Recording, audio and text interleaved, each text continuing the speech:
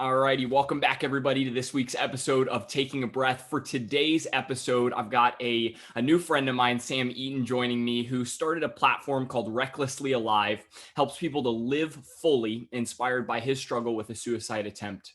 He also has a book titled Recklessly Alive coming out January 1st of 2021, coming up here soon, which we'll talk about today in the episode as well. It's about what his suicide attempt taught him about God and about living life to the fullest. Sam, thanks so much for joining today. Would love for you just to take a chance to introduce yourself, share your story, and then we can jump in. For sure. Thanks, Parker. The heart of this part of my life is at 23, I tried to take my own life. I really hit rock bottom. My college relationship had ended. I was in a ton of student loan debt. I was living back at home. You know, you leave for college, you got all this independence, you love your life, and then suddenly you're back in your like Thomas the Tank Engine bedroom. I went through a ton of trauma as a kid. I just had a rough go growing up. My dad left when I was 12. So there's just a lot of unresolved stuff in my story too. And suicidal thoughts, I thought about them for a decade, you know, at that point, from basically a freshman in high school out of college. And finally, I just kind of said enough is enough. I set a day, I kind of gave myself an ultimatum. I said, you know, on Christmas Day, I'm either going to do this or I'm never going to think about this again. I can't keep living this way. And it is a feeling that I don't wish on anyone. It's so hard to describe how dark and hopeless that feels.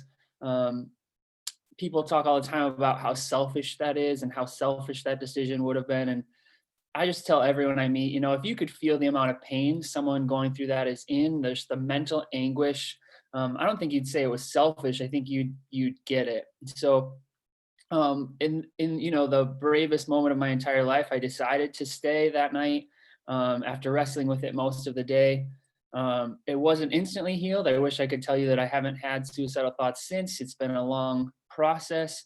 But following that attempt, I just said, you know what, I'm going to give life everything I've got. That was my kind of the line that came through to me. I reached out to God or whoever I thought God was, because the truth is I had just kind of been wallowing and I hadn't really been trying to get out of debt, to change my relationships, to do the hard work of healing, and all the things that I knew I wanted to be. I knew what my life wanted to be, and it wasn't there. Fast forward about 3-4 years after that, I told 2 people my whole life about my suicidal thoughts. It wasn't something I told people. And finally, suicide started becoming a huge issue in my community. And I just knew I had to do something. I had to use my story somehow to help other people. And so what then where was that transition for you from, okay, I have this really powerful story that you shared. Thank you so much for the transparency around that, because I think it's incredibly powerful, to then wanting to share it with others, to wanting to doing what you're doing now, you know, coaching and writing and all of these different things around suicide awareness. So I'm a teacher. I've been teaching in the public schools. This is my 11th year. And in the district where I teach, it's a large district, suburbs of Minneapolis, but we lost about 5 people in a very short amount of time. Students, a teacher, and a principal who all took their own life. And I would just sit at my desk. The counseling staff would email us and just let us, as a whole staff, let us know what happened. And I would just sit under my desk and I would just cry because I knew exactly what they were feeling. I knew what that feeling was like. I had started to get a glimpse into what people's families were like and how this loss feels like none other, in the way that it affects families. And so I just finally, I basically just said to the world, I just like, okay, universe, God, whatever you want to believe, I'm just going to do this. I don't know what it means or what it will look like, but I have to do something. And as soon as I kind of started, it's just been years of little brave, courageous steps. It was like, okay, I'm going to do something. And then it was like, okay, I'm going to start a blog. And it was just, okay, I'm going to start an Instagram. And finally it was, okay, I'm going to speak about this, which was terrifying. And I'm going to write a book about it because there aren't books like this out there. And we're going to make a video. And suddenly it really just grew in a beautiful way. And it's not something I love, to be honest. Like, I love what I do and I love the result of what I do, but it is very hard to tell this story over and over again.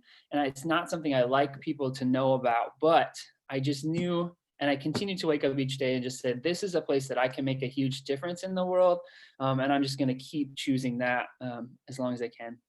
As you're telling, this story over and over again and sharing it with people, do you ever struggle with that separation of, this is me telling this thing that happened over and over again versus, hey, this is like, I know I'm really trying to get away or, separate from it as well. Do you ever struggle with that? Oh, absolutely. Absolutely. I was in Target and a group of high school kids ran up to me and they're like, hey, you're the suicide guy, right? And like, in a moment, I was like, it's great. Yeah, I'm kind of famous now. But that really messed with me for a long time because, I mean, I don't know how many people would like to be known publicly for the worst day of their life. And I still have struggles. I really have. I mean, when say yes to a speaking event, I have to basically say yes 6 months from now that I'm going to feel good enough to tell this story. I mean, it's just kind of a gamble. But a few years ago, I took a break. I took about 9 months off from it because I was so burnt out.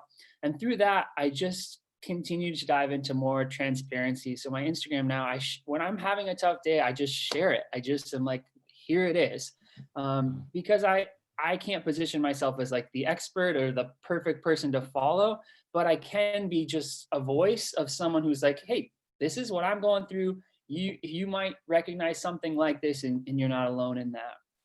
Wow. And that transparency and authenticity I know is incredibly powerful, and especially in this type of situation where we all, struggle with to varying degrees of I'm not having the perfect day all the time, no matter what my social media looks like. I'm curious about your approach because when we talked before the recording, I thought this was incredibly powerful. Your approach to suicide, you mentioned physical, mental, and spiritual, and I would love to walk through that just a little bit in depth about why are these three things the most important, and why isn't everyone talking about these three aspects of it?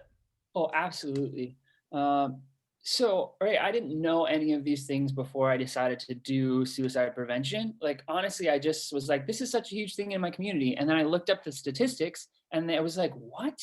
Like, suicide is the number two leading cause of death for people ages 15 to 24. Like, how are we not talking about that? We lost 47,000, over 47,000 people in 2018 to suicide, taking their own life. The World Health Organization estimates we lose 800,000 people in the world every year who take their own life. So like, these statistics are insane. And we have to start by just talking about it and being open about the journey. And for me, it's just been a lot of internal processing. And then also, as I travel all over the country, I just have gotten a way better handle on other people's experiences as well. So there are three different aspects of depression, which is one of the reasons it's so hard to treat. Yes, people become suicidal without depression, but those things are very, very linked in the way that they feel, because suicide at its basic level is just when your pain is higher than your ability to cope. When your pain is higher than your ability to cope. So learning to battle this is learning to raise those abilities and find those strategies that you can cope, that you can get through it. So the physical side is everything that's happening in your physical body. So that includes, yeah, chemical imbalances in your brain. Some people just have some chemical imbalances. It's part of it, but also there's a very physical part to mental health: how you sleep, how you eat, how you take care of yourself, exercise. And that goes for everybody, not just people who battle depression. But when you're not taking care of yourself, you're much more likely to struggle with your mental health. And doctors tend to really focus on that physical side of it, the medication, all of that. That is kind of what the area that they see: symptom, medication. Okay. The mental side of it is everything that's happening inside your brain. So the way that you talk to yourself and your self-talk, any trauma or any hard things that you've been through that you haven't really processed, either with friends, family, or a counselor. And we don't always think about some basic life events as trauma. I mean, a breakup is trauma. There's trauma in that, and the tough things that you go through, and figuring out and analyzing the old stuff. So basically, it's anything mental that is stopping you from being the best person that you can be. And counselors really help with that, therapy, that sort of thing. They have group therapy options. One of my favorite organizations is NAMI.org, the National Alliance of Mental Illness. They have tons of stuff nationwide in the US. But it's that mental side of it. And then there is a spiritual side to this. Whatever faith you believe in, or no faith at all, there is something about, why are we here? What were we made to do? Are we just an accidental explosion of space gas, or is there something more happening in this beautiful world around us? For me, I believe that we're here on purpose, for a purpose. God says that he made every single person. He knew them before they were in the womb. So I believe every life has purpose, and every life is important to God. So every life is important to me. But that spiritual side of it isn't the only key factor, right? So in my experience, in churches churches and places of faith are like, well, just pray more, spend more time with Jesus, get over it, cheer up, stop being so negative. And they, in my experience, tend to neglect a little bit more of the mental and the counseling side, and the physical, and ways that maybe there's medication, or maybe there's physical things that you can do. And so you are constantly battling three fronts. You're battling this, why am I here? I don't want to be alive. The world hurts. I don't want to hurt anymore. And this physical, how do I feel? Yeah, and that's so good. And when we talked through it just briefly in passing, I was so intrigued by this, because I think that is, and it really is for people who are or aren't spiritual, like those three things: the actual physical, chemical, the mental, trauma, self-talk, and the spiritual are the three, most important inputs in our life. We are constantly having physical inputs, we're constantly having thoughts, and I actually just talked to one of my guests about this: 70,000 thoughts, like at a minimum in a day, something like that, she was saying. And then spiritual, for people, why are we here? Those types of things. These are the big questions and the big inputs we're having. So I think that narrowing down to those three things, and seeing, okay, who's focusing on what, is so critical. I was interested. Yeah, go ahead. Sorry. No, I'm just completely agreeing with you. Awesome. I was curious, what are the things that you either personally felt, if you're comfortable sharing, or just see in others when they're starting to struggle with and go down that path of depression, and starting with suicidal thoughts? Absolutely. So depression, again, can look so just like every disease, right? There are symptoms that we see that are common, but it looks different in every single person. So the big ones are losing interest in things you used to love to do, withdrawing away from people. We have this picture of just this like sad person crying in the shower, and I've experienced that. It's true, but people with depression and suicidal thoughts are experts at hiding it. You think of the celebrities that we've lost, Robin Williams, all these people. They have this outward happiness, this joy, this comedy, all of that, and inward they're struggling. So what you see in a person doesn't always equal what they're experiencing. So not eating enough or eating too much is a sign. Sleeping too much or not sleeping enough, constantly not having enough energy, fatigue, feeling worthless, guilty, difficulty concentrating. That was a huge one for me in high school. I mean, I'd always had really good grades, and my grades just tanked. I couldn't understand why. I was struggling to really focus.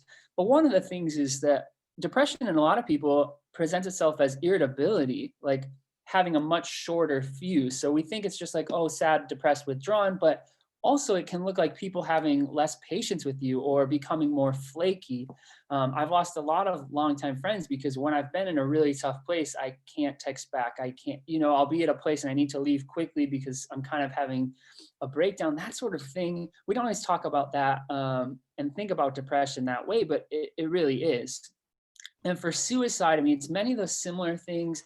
It's, making comments about death or not being around. Or one of mine, I always used to make this joke that I wasn't going to live past 30. And like, it was just this running joke with our friends, and we thought it was hilarious. But it was actually one of the ways that I was telling people, like, I might not be around all that long. Having a death wish, so doing like risky things, making comments just about feeling hopeless, worthless, that sort of thing. Like any sort of preparing, like if someone's packing things up or talking about moving a lot, or um, talking about death, or having this kind of death. I read about 20 books, fictional books about death when I was in that place. I just was like, my brain was kind of obsessed with sad, depressing things. So those can all be signs. But again, there's no perfect, right? The biggest thing we hear is, oh, we didn't know, we didn't see any of the signs, there weren't any signs, that sort of thing. So it's much deeper than just like pinpointing these little things that it might be. Right.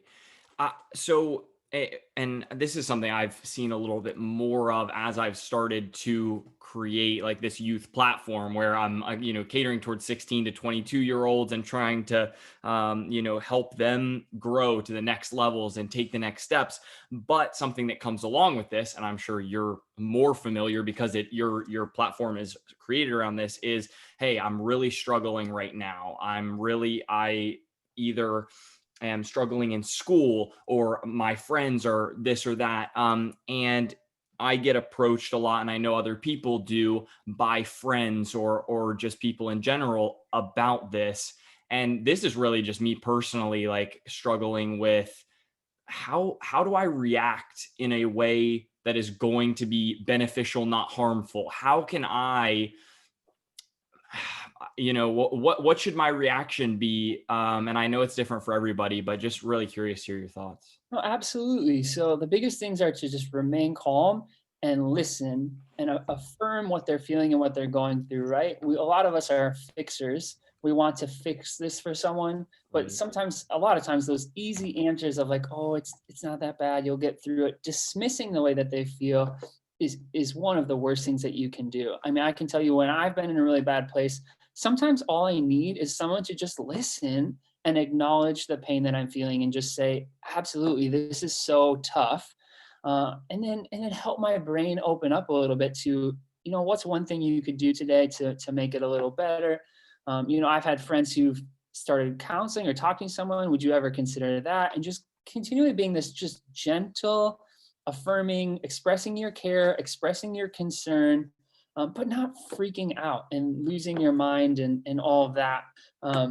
Because that's not going to help, and then they're going to be afraid to open up to you again in the future. If it's like an immediate thing, I mean, you have to take suicidal comments or anything very seriously. Like, this isn't something people just do for attention. That's something we hear all the time. It is a desperate cry for help. Whether or not they're trying to get attention might be because they really are on the edge and they're really struggling with this. But absolutely make sure that they're safe.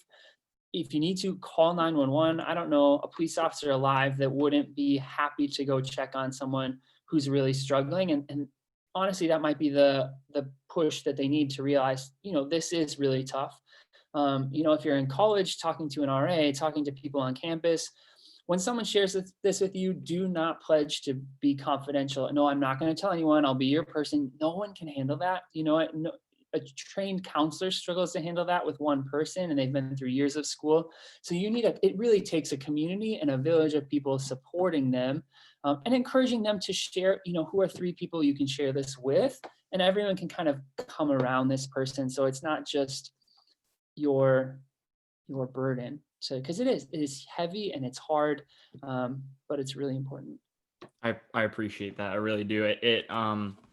It affirms some of the things that I've been trying to do, and also points out some additional things that I can start doing. And I really, I think that's beneficial. So I appreciate that. The last thing that I wanted to chat through, kind of turning the page from that, because I know we just got really deep really fast, and I appreciate your willingness to do that. But I know this was that's my entire life. exactly. I know. So I walk on a stage and I'm like, oh, well, today I tried to kill myself.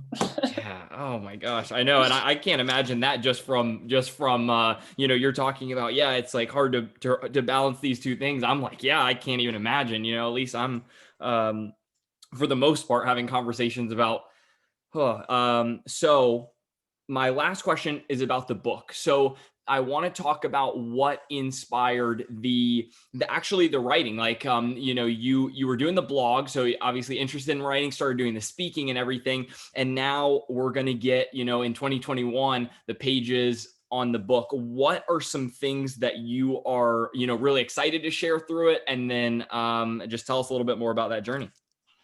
Oh my gosh. Someone just says the word that you're having a book published and I like start to lose, like you can see it in my body. I'm just, Yeah. because I've been working on this for 7 years, absolutely 7 years. Wow. You had told me when I started this, it was going to take 7 years. I don't know if I would have kept going. But it actually started, I spent a summer serving in Africa. I was volunteering with some music missionary work. And I just told one of my friends on my team, I was like, I'm going to write a book when I get back. And so I got home, I sat out on my deck, and I started writing the introduction. I don't know how to write a book. Literally, I just wrote at the top of a Word document, untitled manuscript, and then by Sam Eaton, and started writing a book. And I set out to just write a funny book. That's kind of what my blog started as. It's just like funny situations that happened to me, sometimes about faith, whatever. And so I thought it was just going to be this comedy book. And then I wrote the introduction, and on the first page of the introduction, out came my suicide attempt that I hadn't told anyone about. And it was really in that moment that I realized that I can't tell my story without talking about this part of my life, about talking about how low that I've been and the journey that I've battled to come back from that. And so on that first page, out came the words recklessly alive. I did an immediate Amazon, Google search, everything. And I was like, how have nobody ever used these words before? So that's what I named the organization, the book, everything. And aspects of that first version of the book are still in the book, 4 versions and 7 years later. But I'm so glad that this is the version of the book that's coming out, because I couldn't be more proud of it. It's funny, like legitimately, like I wrote a funny book about suicide, which sounds crazy, but I did that on purpose because you have to laugh about this stuff. But at the core, all these publishers just kept telling me, this book needs to exist. There isn't a firsthand account of someone who's attempted suicide and talking about it with their faith and just openly about how they came back from that. So the first half of the book is leading up to my attempt, which happens in the middle of the book. And the whole second half of the book is all these amazing things that I've done since: going to Africa, running a marathon, starting an organization, going to Haiti. I mean, there's so many amazing things have happened to me that I can't believe I almost missed. It's like when I was in that place, I would have told you there wasn't another day worth living. And I just couldn't have been more wrong. So out of all these obstacles and hurdles, it's finally happening January 1st, 2021. It'll be available on Amazon, Recklessly Alive, what my suicide attempt taught me about God and living life to the fullest. And I just cannot wait for everybody to read it. I'm so proud of it.